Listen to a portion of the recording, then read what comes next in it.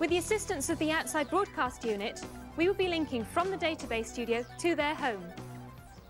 Pat Green and Julian, welcome to Database. Hello, Jane. Hello, Jane. Now, Julian, I see you have your computer linked to the telephone line. Can you tell us how you did that? Yes, well, it's very simple, really.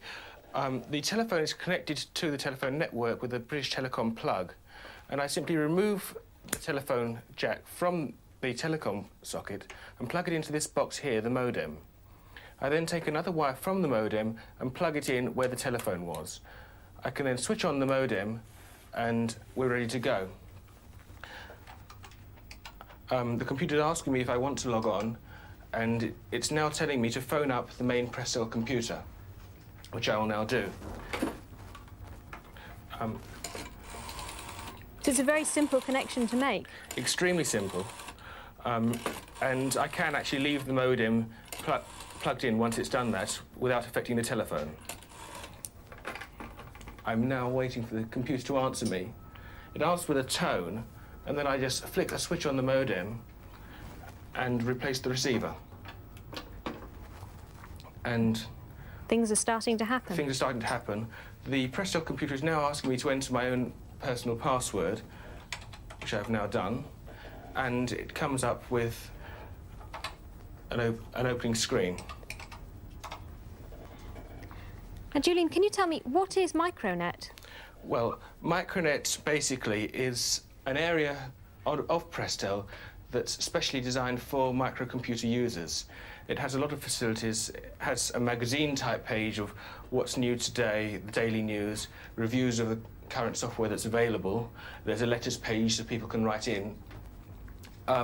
There are programs available on Micronet that you can load directly down the phone line. Some of them are free, some of them you do have to pay for.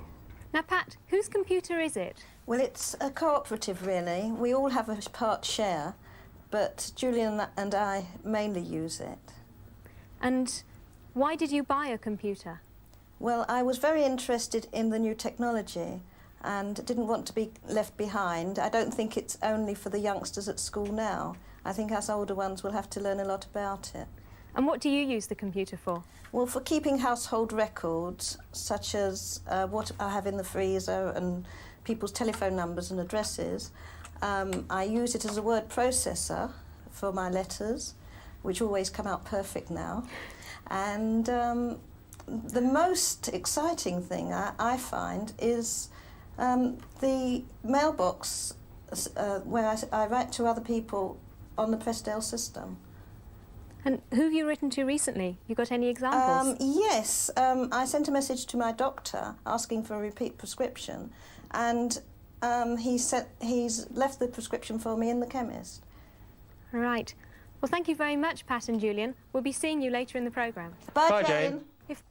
If you have anything you want to say to us here on Database and you're connected to the Prestel service, you can use the Database mailbox.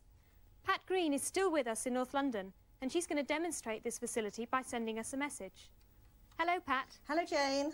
Can you find page 7776, please? And now would you like to send us a message? Yes, I will.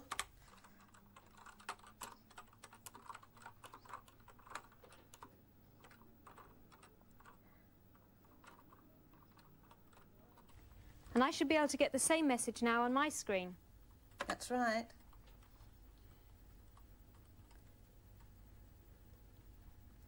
Thank you very much for your good wishes, Pat and Julian. You're welcome. You're welcome. If I want to get that message printed out, I can do that as well, just by hitting this button.